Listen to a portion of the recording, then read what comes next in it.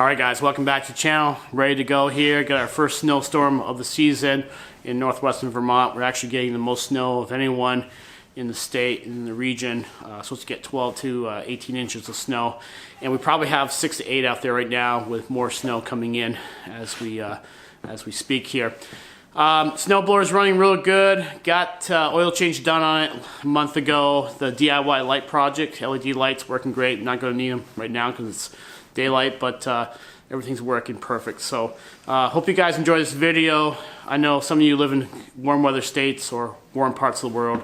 You like to watch some snow videos. So just a little bit here, show you some shots from last night when it first started snowing, and hope you guys enjoy. All right.